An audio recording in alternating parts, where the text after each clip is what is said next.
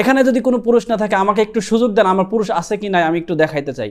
দাম্পত্য জীবনে সুখী না তাদের জন্য খুবই গুরুত্বপূর্ণ, বিশেষ করে যারা দ্রুত বীর্যপাত, বীর্য পাতলা, টাইমিং কম, হরমোন কম, টেস্টোস্টেরন হরমোন কম, শারীরিক দুর্বলতা নিয়ে ভুগছেন, বিবাহর পরে দাম্পত্য জীবনে সুখী না, তাদের জন্য ভিডিওটা অত্যন্ত গুরুত্বপূর্ণ। আগেকার রাজা বাচ্চারা যারা বেশিরভাগ সময় বিভিন্ন গাছগাছালি দিয়ে তারা চিকিৎসা নিয়ে তারা সুস্থ থাকতেন।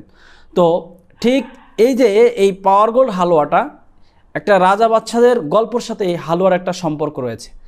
সে গল্পটা হলো, আগেকার বাচ্চারা এরকম একদিন রাজা বাচ্চারা তারা গল্প করতেছিলেন, কিছু তাদের উজির নাজির নিয়ে বিভিন্ন বুদ্ধিজীবীদেরকে নিয়ে তারা পরামর্শ করতেছিলেন। হঠাৎ করে একজন নারী, একজন মহিলা উলঙ্গ অবস্থায় তার দরবারে উপস্থিত হয়ে গেলেন।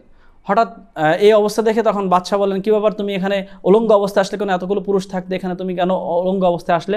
তখন মহিলার জবাব দিলেন যে এখানে কোনো পুরুষ নাই, সব কাপুরুষ, যার কারণে আমি এখানে উলঙ্গ হয়ে আসছি।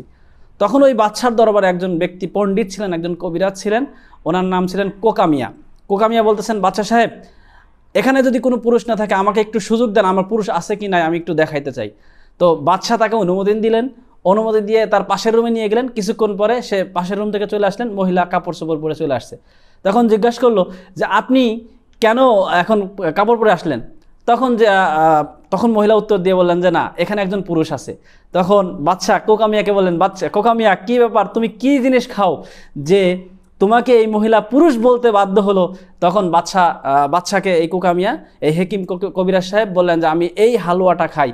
তখন ওই বাচ্চাকে ওই হালুয়াটা বানাই দিল। সেই ফর্মুলার একটা ফর্মুলা হলো আমাদের এই পাওয়ার গোল্ড হালুয়া। এইটা খেলে আপনাকে যে কোনো নারী আপনাকে পুরুষ বলতে বাধ্য থাকিবে। তো যারা এই ধরনের গোপন সমস্যায় ভুগছেন তারা সরাসরি আমাদের স্ক্রিনে দেওয়া নাম্বারে যোগাযোগ করতে পারেন।